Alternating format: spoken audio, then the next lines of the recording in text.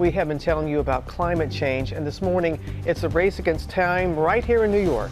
Both of our meteorologists are spread across the city to show us the efforts underway to protect the area from sea level rise. Ginger is off the coast of Staten Island, and Rob joins us from downtown Manhattan. Good morning, Rob.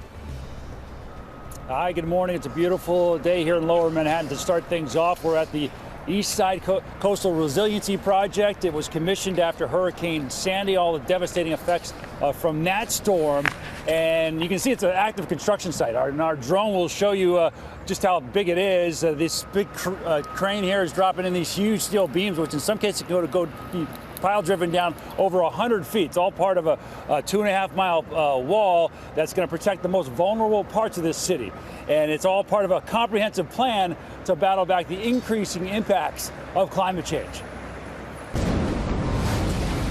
Nearly 20 years ago, scenes like these from The Day After Tomorrow seem like products of Hollywood's imagination. A wall of water coming towards New York City. But then came Hurricane Sandy in 2012, battering New York City's coastline in a way that the Big Apple has never seen. And now, just months after Hurricane Ida and Tropical Storm Henri devastated parts of New York and New Jersey with catastrophic flooding caused by torrential rain. Experts say that catastrophic flooding could start happening every 5 years in New York City by 2030, thanks to climate change amplifying weather patterns and rising global sea level. So the city is taking aggressive action with several massive projects in the works to combat storm surges, including a possible $119 billion seawall, similar to this one in the Netherlands, which would create a series of man-made islands with retractable gates. Another project already underway is the East Side Coastal Resiliency Project. This is really exciting project. It's the largest urban climate adaptation project in North America, probably in the world.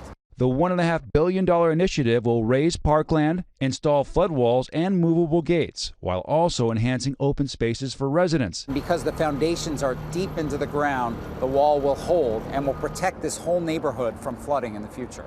The wall will stretch over 2.4 miles of Manhattan. We have the imagination to do this, to envision transformative solutions that actually improve quality of life while protecting our residents and our neighborhoods. All right, the brilliant sunshine warm up these workers that have been going since 7 a.m. This 2.4 mile long wall will be done in 2024. And after that, they're going to be starting to work on the drainage system under the city streets, because we all know what rainwater can do as well. Weather impacts from this multi-tiered, so we need a multifaceted solution. We know climate change is happening. We need to act now to curb it, and in this case, to adapt to it. Let's kick it over to Ginger now, who's live near Staten Island with another project there. Hey, good morning, Ginger.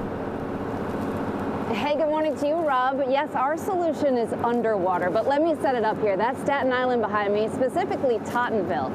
Tottenville is known as the town that the oyster made, because this Raritan Bay used to be full of oyster beds, but we overharvested, we polluted, our natural barriers were gone, and it was clear after Sandy we needed help. So this, you can see it probably on the drone here, is a barge and part of the Living Breakwaters project, where they are taking these giant mattresses, they call them, they're like steel holders of rock, and I'm going to point it out here. There's a diver on top of it that's about to set this.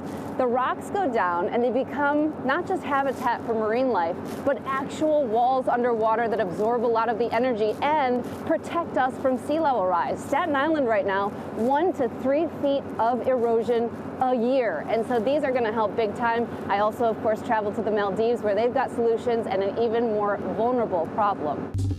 Well, hey there, GMA fans. Robin Roberts here. Thanks for checking out our YouTube channel. Lots of great stuff here. So go on, click the subscribe button right over here to get more of awesome videos and content from GMA every day, anytime. We thank you for watching, and we'll see you in the morning on GMA.